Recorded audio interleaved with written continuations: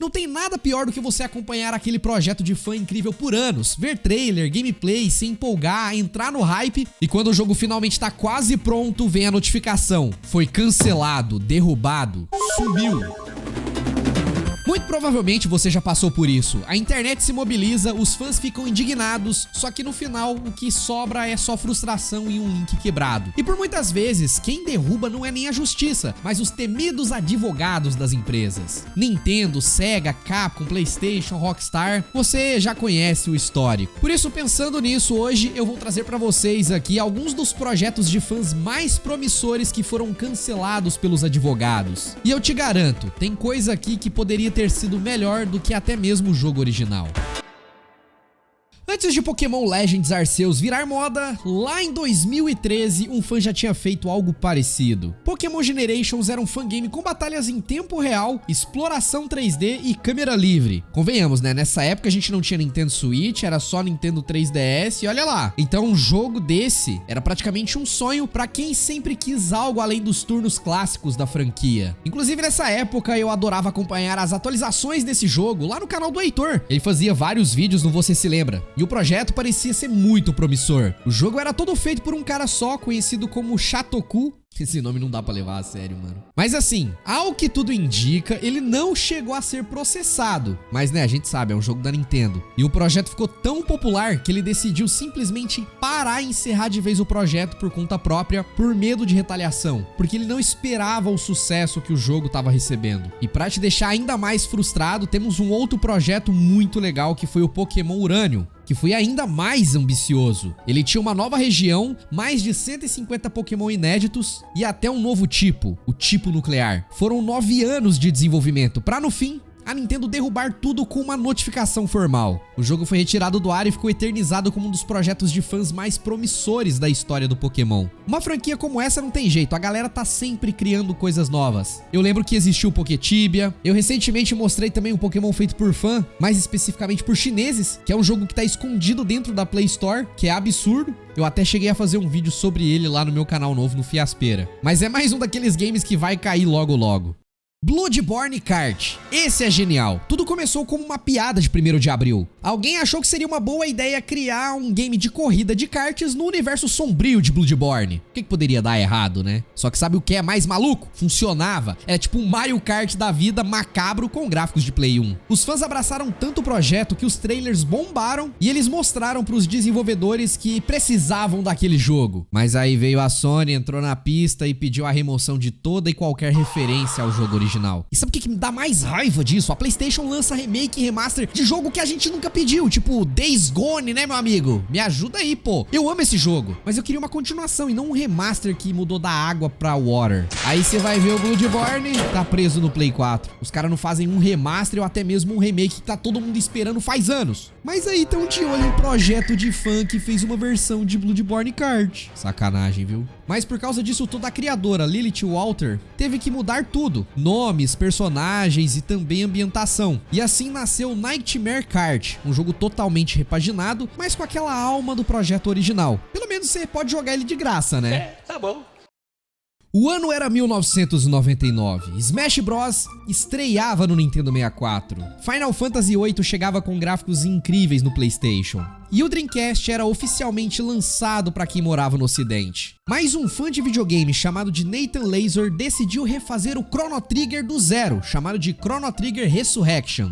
Esse maluco não tava bem das ideias pra fazer isso não, viu? Simplesmente porque Chrono Trigger é um dos maiores jogos de RPG da história dos videogames, que em seu time original contou com ninguém mais, ninguém menos do que os criadores de Final Fantasy, Dragon Quest e o lendário Akira Toriyama. Só o cara que criou Dragon Ball. Não era à toa que eles eram chamados de time dos sonhos. O jogo é lembrado até hoje com muito carinho, então é comum surgir projetos que tentam homenagear a franquia. Mas a ideia inicial desse jogo aqui começou com o objetivo de lançar para o Nintendo 64, depois migrou para PC e consoles como PlayStation 2 e Xbox. E é sério, os trailers pareciam coisa oficial, o hype foi gigantesco. Até revistas de videogames comentavam sobre isso que estava acontecendo. Eu lembro de ver os trailers do jogo em Lan House e ficava maluco pensando, tipo, caraca, estão fazendo um remake de Chrono Trigger. Parecia a coisa mais foda do mundo. Mas aí veio a bomba, um e-mail da Square Enix pedindo o fim imediato do projeto.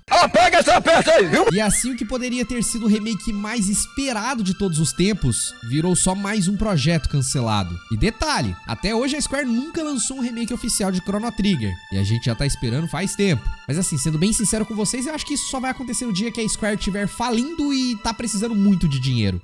Agora imagina jogar Portal, só que no Nintendo 64. Quê? Esse foi o plano de James Lambert, que em 2022 começou a recriar o jogo da Valve, usando as ferramentas originais de desenvolvimento do N64. A parada era tão insana que até os gráficos pareciam ter saído diretamente da era 64 bits. Sério, ficou muito da hora. Mas o problema aqui nem foi a Nintendo. Quem mandou o aviso pro cara foi a própria Valve, com medo de levar processo da Nintendo por causa do dev kit original do console que ele tava utilizando pra desenvolver. E eu não sei se você sabe, tá? Mas a Valve é a dona da Steam. E no final todo mundo tava com medo na realidade da Nintendo. Lambert até tentou contornar, mas teve que desistir. Mas hoje em dia, ele até trabalha num próprio projeto pro Nintendo 64, que parece ser bem interessante por sinal. Another Metroid 2 Remake. Esse é um caso clássico e trágico ao mesmo tempo. O desenvolvedor Dr. M64 passou 10 anos criando o AM2R, que é um remake completo de Metroid 2 com visual e jogabilidade inspirados nos melhores jogos da franquia. O resultado disso, meu amigo, foi absurdo. Muita gente, inclusive, considera ele o melhor remake de Metroid, mesmo sem ser oficial. Dá pra imaginar isso? Tu cria um remake que consegue ser melhor do que o jogo original e você é um fã do projeto. Um cara só fazendo um negócio ali e a galera amou. O jogo combinava elementos de Metroid Zero Mission, Metroid Fusion, Super Metroid e até mesmo de Metroid Prime. Mas como sempre, a Nintendo entrou em ação e o jogo teve que ser retirado do ar logo após o lançamento. A boa notícia? Por causa disso, o Dr. M64 chamou muita atenção do mercado de games e acabou sendo contratado para trabalhar em Ori, que é um Metroidvania sensacional.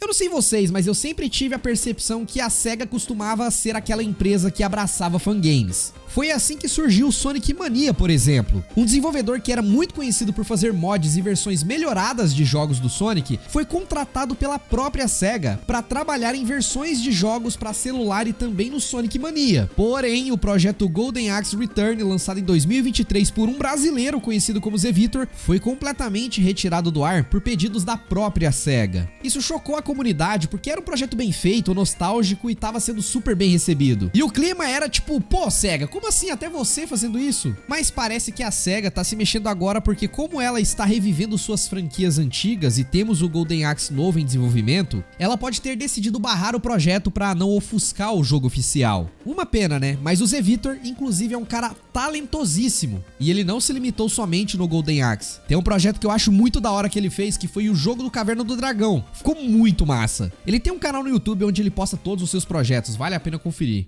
Street of Rage Remake. Ele foi feito pela equipe da Bomber Games, que foi um projeto que começou ali por volta de 2003 e levou cerca de 8 anos para ser finalizado. Ele era uma mistura dos 3 primeiros Street of Rage com os novos personagens, fases e modos de jogo. Foi um verdadeiro presente para os fãs de beat'em up da SEGA, mas adivinha, depois de 8 anos, quando ficou pronto, foi completamente derrubado. A SEGA, que antes parecia ser aberta para projetos assim, mandou remover tudo do ar. Mas assim, né, o jogo sobrevive por meios alternativos, talvez tenha algum link que esteja funcionando na internet, que ainda não saiu fora do ar. Mas em 2020 a empresa até lançou o Street of Rage 4, provando que sim, o interesse pela franquia existia, mas eles não queriam que viesse dos fãs.